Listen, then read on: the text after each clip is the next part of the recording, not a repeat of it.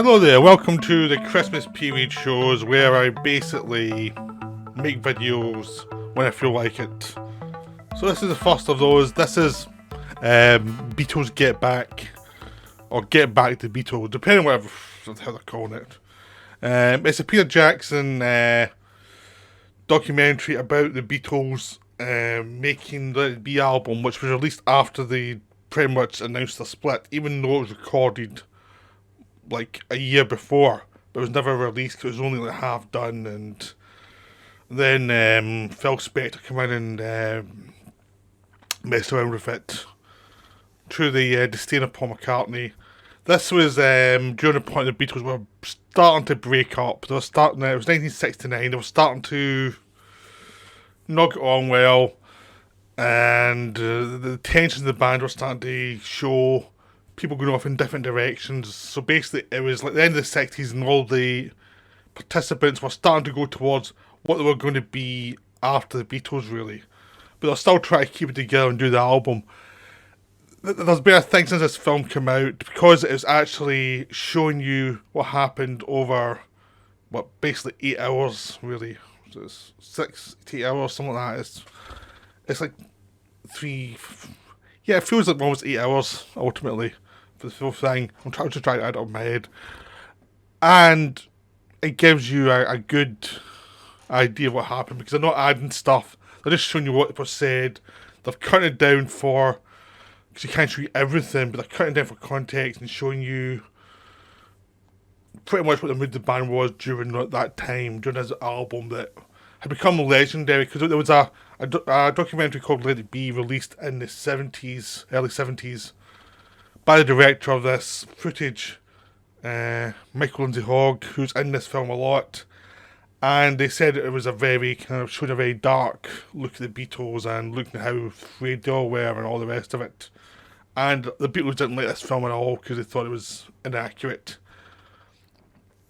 But it was so it's one of those films no one wanted to look at and talk about, and they didn't ever want to go back to footage. So the footage was just put away in a vault and forgotten about. And apparently, whenever anyone brought up to the Beatles, there were any member of the Beatles was like, I don't want to talk about that. And even with them, the time period and memory of being a bad time. And then when the footage was like the possibility of looking back at the footage and storing it and making a film of it with Peter Jackson at the helm, people were still a bit unsure. And then Jackson actually looked through all the footage and said, no, it's actually very different what you think. People, they're actually getting on a lot more than you think. So everyone went ahead and they made the film, and now we're getting Disney Plus. Now the downside is you don't see it in the cinema, but the upside is it needed the length, and only TV can allow that length. Like cinema, for all how great it is, length is a problem, because you have to show it in a big theatre, and there's only so much patience people can have in the cinema. So, like, 8-hour films are difficult. Like, 3-hour films are difficult. 8-hour films are really difficult. So, and the downside is, like, epic films, when they're shown on TV, they kind of lose a lot of the luster. But because it's an epic film in length, but not an epic film in visuals, the intimate size of the visuals, actually, because everything was shot in 16mm, makes it work a lot better. Because they managed to restore the imagery from the 16mm and actually create... through the restoration, create really good imagery, so you feel you're not getting gypped on the images, but you're actually just getting a fly-in-the-wall element to it.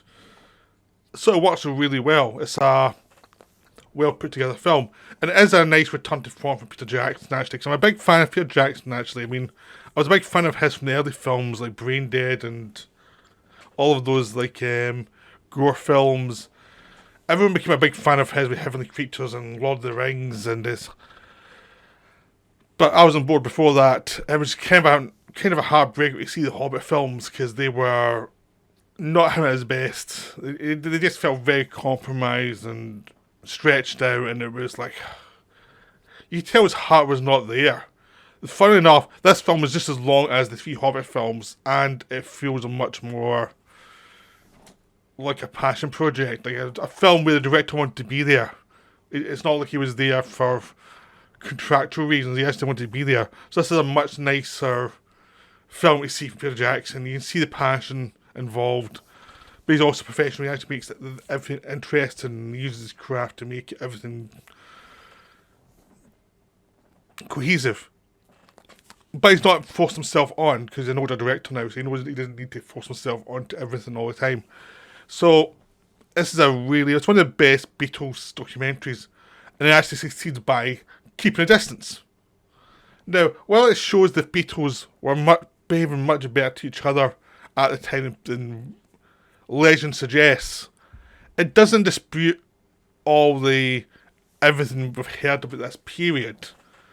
You know, what it actually does is just complicate and actually show the people are people, and there's a grain of truth to a lot of stuff, but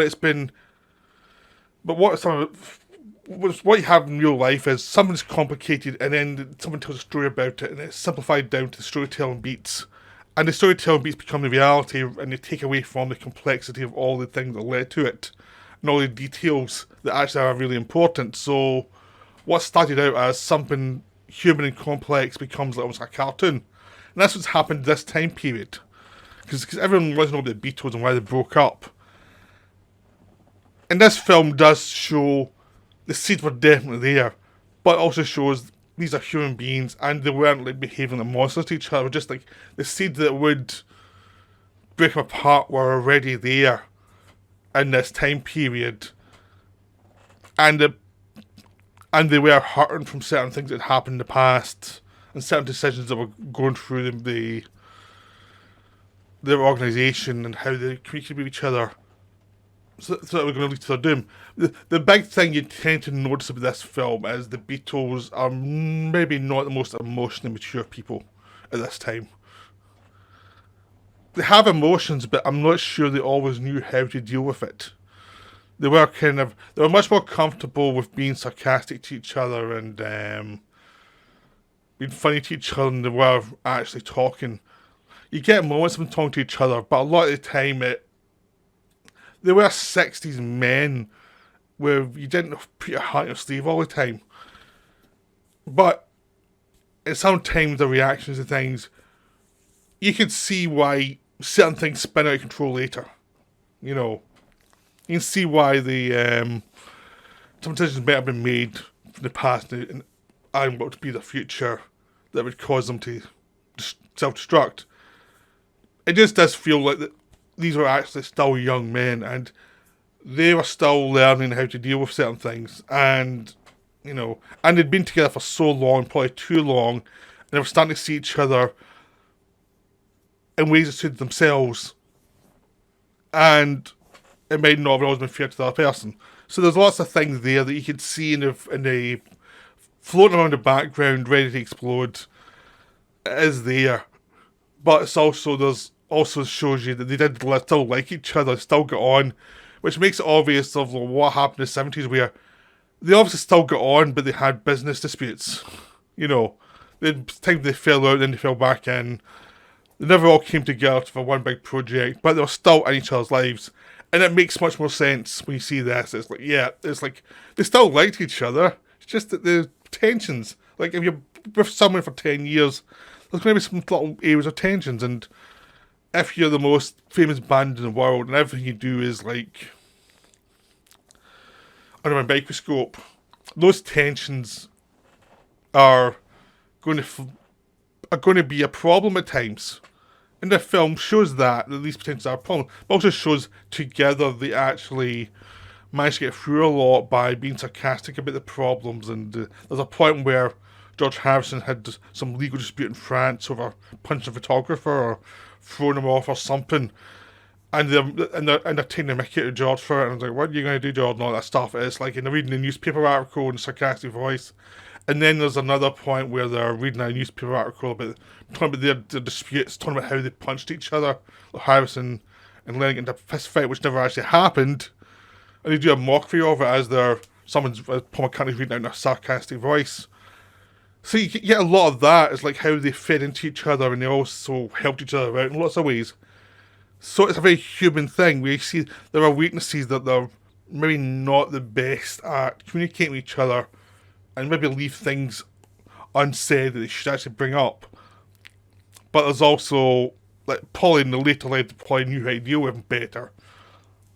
But they were still quite young. People forget how young they actually were when all this was happening. And they went from being poor to being the biggest band in the world. They could do anything they wanted, and according to George Harrison, they wasted a lot of money on a lot of stuff, a lot of passions. And you can see all of that here. You can see that the good points and the bad points of them. That they're viewed as people, not saints. They're not there to be like these glorious, pop stars for you. They're just people trying to put a album together. And actually, one of the big things of this film is shows you how hard it is to put an album together. And it actually just shows you how good they actually were, as they'd come in and they'd some songs they'd kind of worked out before, but the other song needed a lot of work. And it shows you how hard they worked and how they would keep churning away, and how making these great songs was not just like showing up and being a genius. It's showing up and working at them. You also see points where Paul McCartney comes up with songs like while he's waiting for someone to arrive. It's like obviously he had a brain that couldn't stop working, which was good for the Beatles, but bad for the Beatles if he didn't have a manager to deal with that. I mean, the big thing of the film is, because it humanises everybody, everybody comes across a lot better than they probably have in the past dealing with this section. Everyone comes across as a lot more human. I mean, Ringo Starr comes across best at the four, because he seems like a nice guy who's very approachable to people. And he's probably the most grown up of the four, ultimately, because he has that look of someone who's seen a lot of nonsense and just gets on with it. And he's less impressed by himself than others.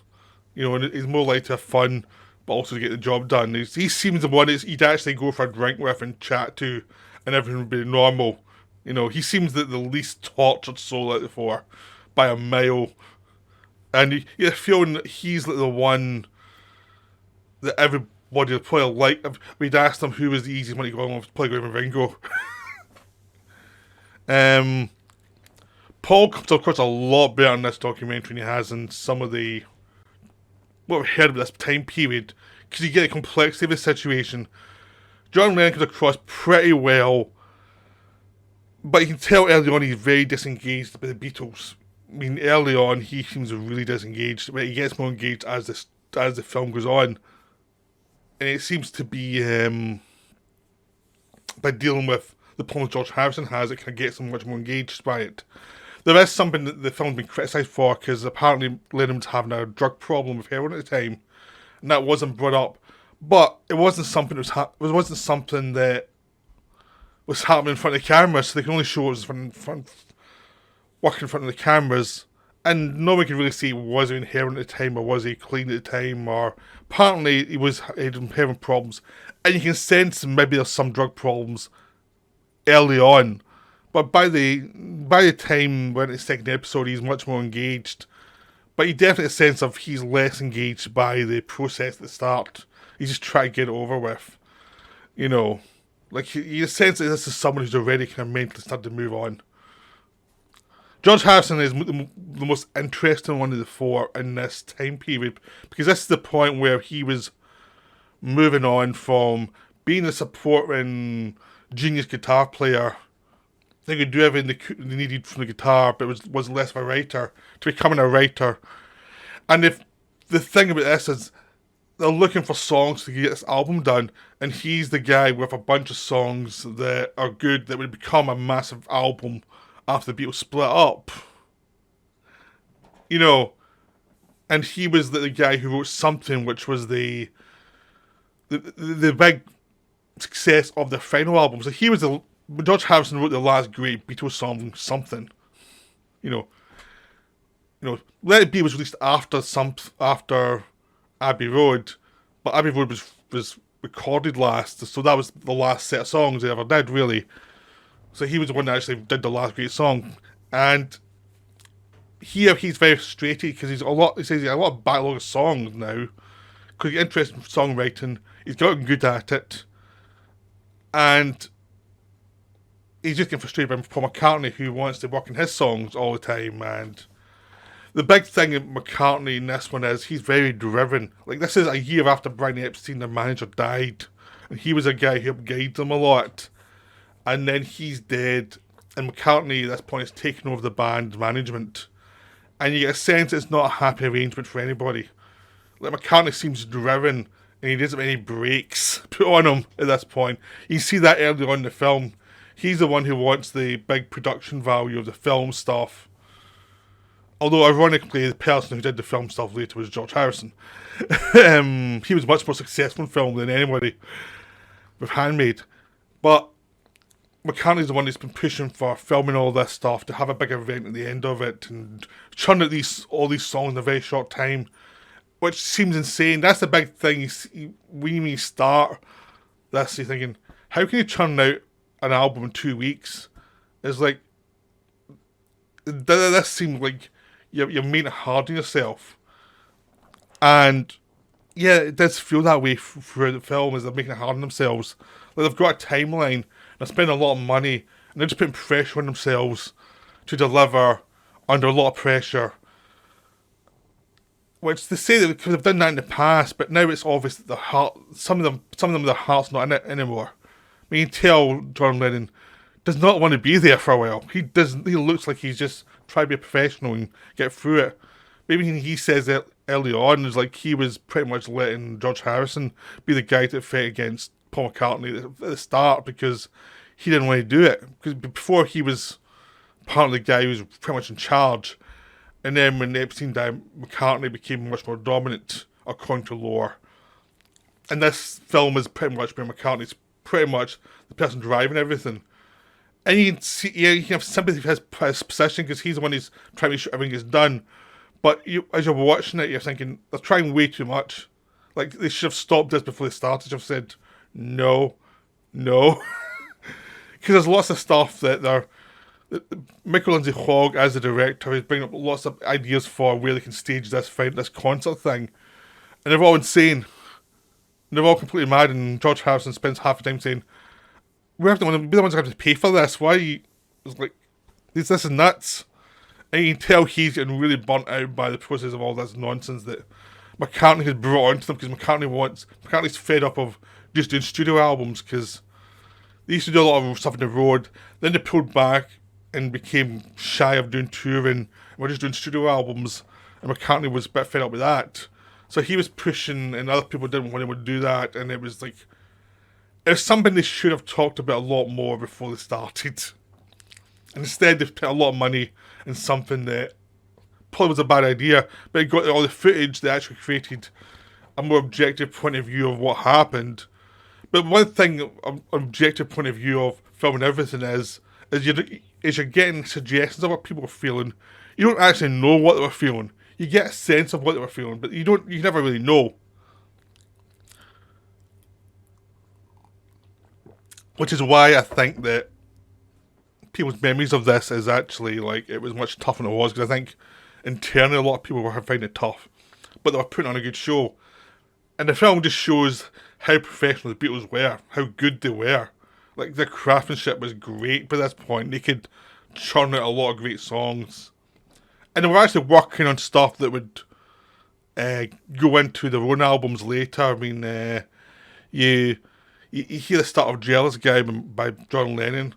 You hear something is half done at that point, but it's not quite finished yet. He's like still finding little points of it. And All Things Must Pass was originally on this album, but it was dumped, and then George Harrison used it later for his own debut album. So there's lots of information going there, a lot of stuff going there, but it seems like a lot of the songs that are getting made are driven by McCartney, and then him working with others and creating the music while they're there. As he gets critiqued by the other band members, saying, we just need to do this way, this is interesting, but this is not, and he's in a massive fight with George Harrison. George Harrison quits the band at the end of the first episode, which is a big drama of it, and it's just like, you can see it just building and building. It's like, it's just that thing of someone who's not actually, someone who's focused on what they need to do, and someone else is saying, like, this is not a good idea. And eventually it leads to an explosion where they have to actually talk it out, which they should have done in the first place. And eventually they talk it out and they come back, and the first third of the film is actually taking place at Twickenham in this big studio where the concert's meant to take place, or where the rehearsal of the concert, and they're trying to write songs there, and everyone hates it there because it's too big and too studio bound and too grand, and they just can't get comfortable, and it's just making their lives a lot worse by being there.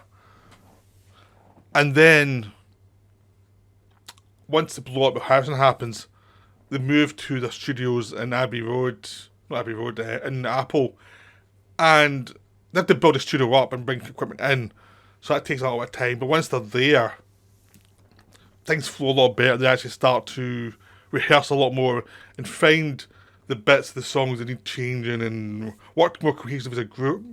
But they still only really have like 3 or 4 songs at the end of that.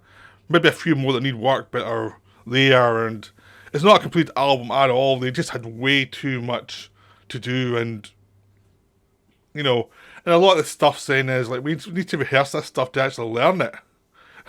Which is something Lennon's complaining about early on. He's like, it's okay, right? But I need to learn this as well. That's it's important to do this stuff. So it just feels like they were in a crunch and they let their ambitions get ahead of them. So that's where it's kind of damning of all of them, but especially McCartney, because he's obviously the person who's trying to move ahead and trying to move forward, but he doesn't have the brakes on him to say, look, this is not a good idea. This is... You're trying 5 things when you need to try 2 things. It's that thing is... And obviously Lennon wasn't really there to start to say, look, no. So obviously they were hurt from Epstein dying, and they were trying to find a new balance, and there was a balance they never really found. Because by the end of it, they're bringing in Alan Klein, who became a very controversial manager for them, and who they had a lot of problems with later. But you feel they were moving in that direction because they couldn't go on the way they were, because they needed someone to actually manage them, and so it's not just them doing it. And that led to problems. But you can see why they went in that direction, why it seemed logical from this film. Because the way they were doing it was not really productive. It was like very kind of throw money at a problem rather than stopping and thinking it through.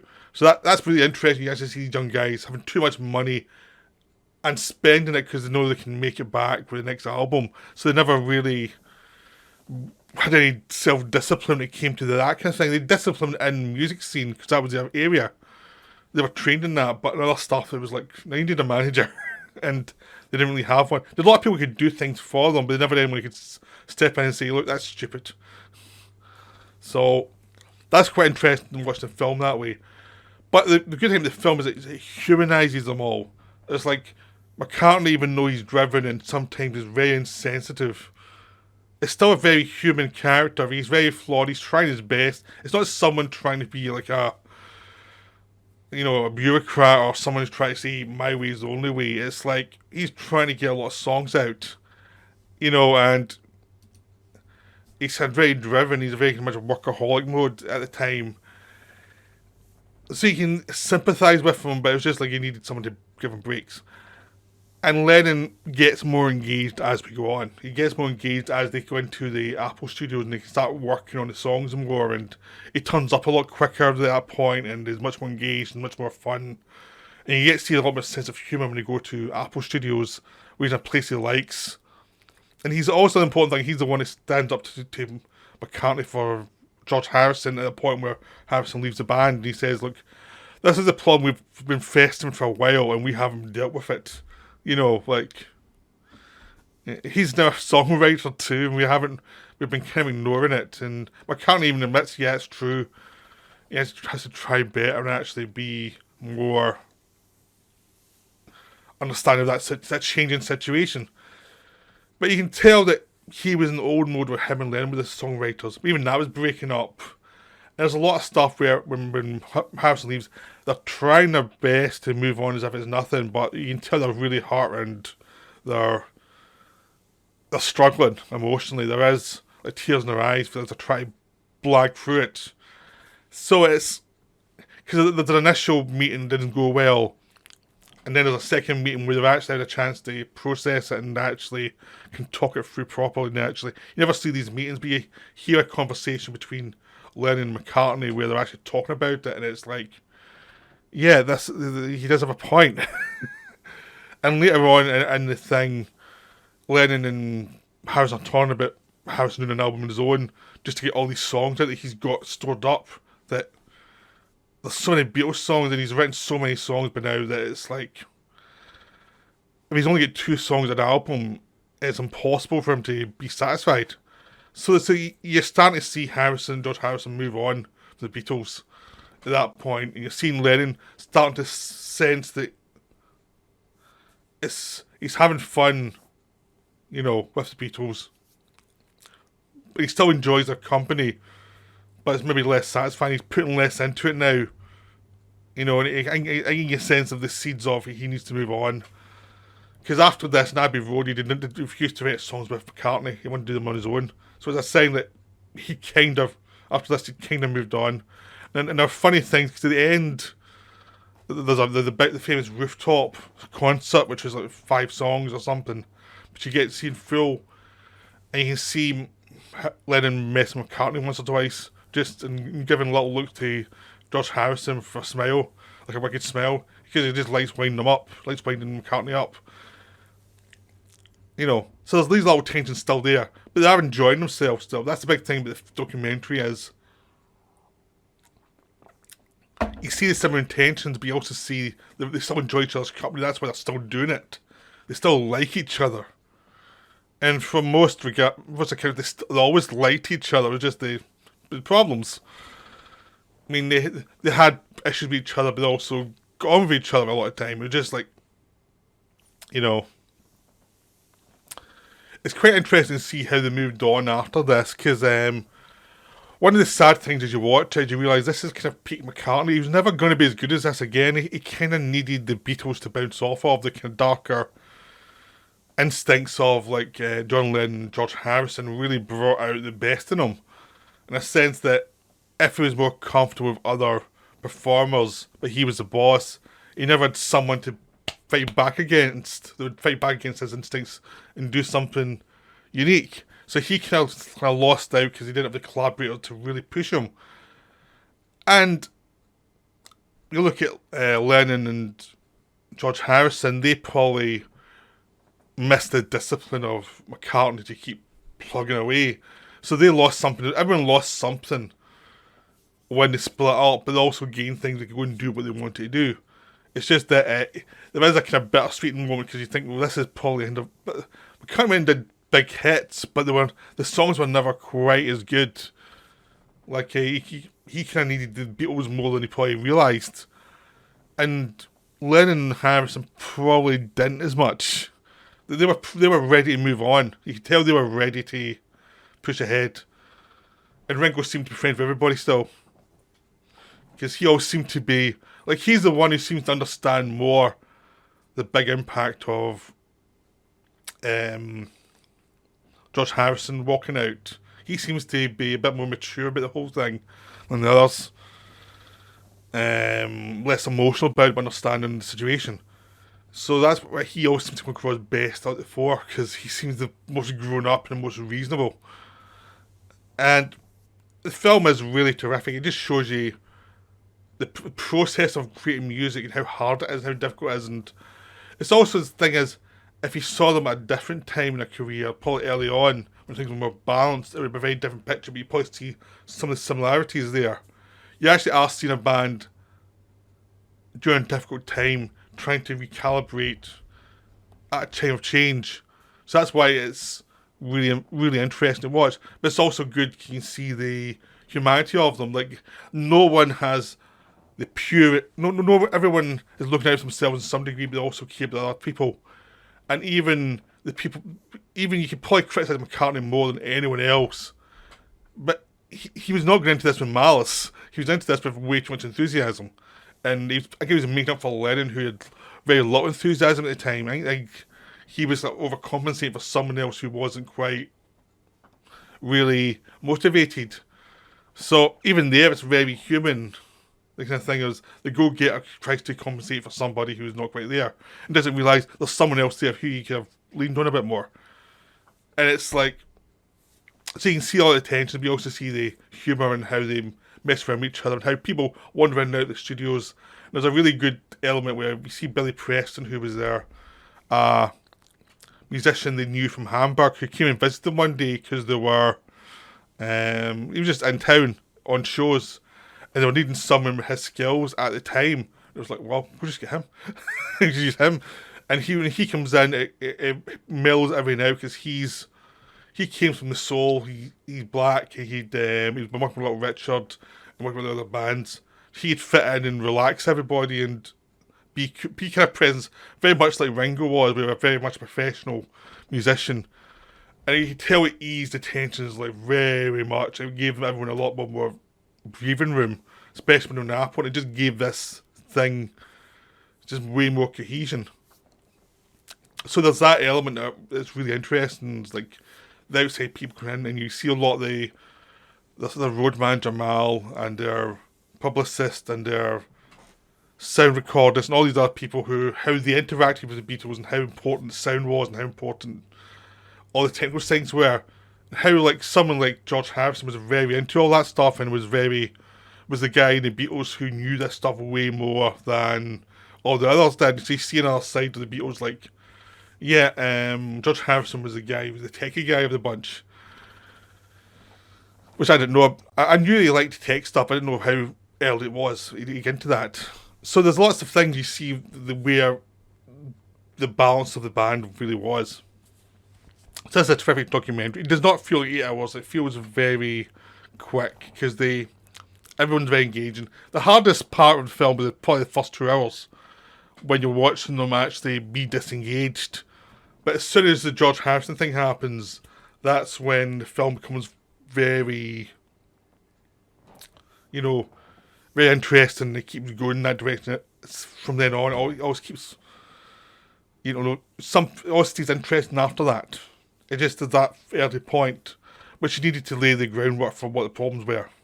So, Get Back's terrific. It's definitely worth seeing. I'd highly recommend it. It's a nice returning form for Peter Jackson. So, go see it.